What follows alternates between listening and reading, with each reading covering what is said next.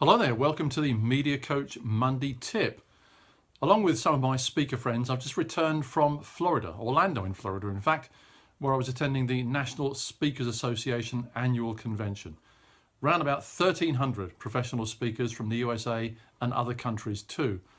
And the thing I was most struck by was the professionalism, the quality of the speakers on stage and the way that they conducted themselves. So I just want to talk to you a little bit today about how that works and what they did that made them look so professional. The first thing was there were no technical issues.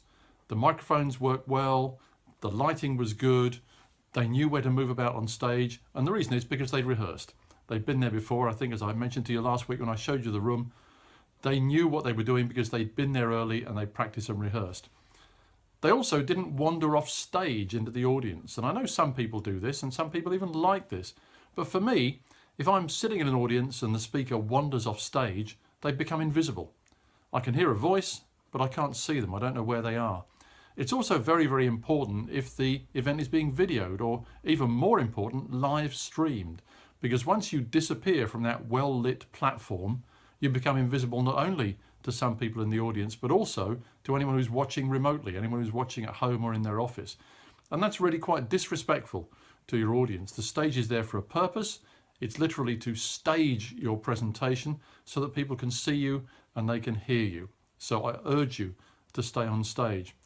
Another thing that I observed was something that didn't happen, and that was no speaker said, "Now turn to your neighbour and share your thoughts with them for a couple of minutes." Now that's fine in a workshop, in a training session, and I use that sort of technique myself. Many of us do. But on stage, when you're delivering a main stage keynote in front of hundreds or even thousands of people, it's entirely inappropriate. They've come to hear and see you, not to talk to each other. And the most annoying thing about the whole procedure, if people do that, is the audience finds that they're talking to somebody quite interesting, maybe more interesting than the person on stage. You can't get their attention back. So my advice would be to never ever do that if you're doing a main stage keynote. So stay on the stage, be professional, make sure you know what you're doing, and don't throw into the audience. So if you get the chance to speak in front of hundreds or thousands or even 30 or 40 people and you're doing a keynote speech, just remember those rules. They've come to see you, they've come to see you being professional, and that's exactly what you need to be. I wish you the best of luck.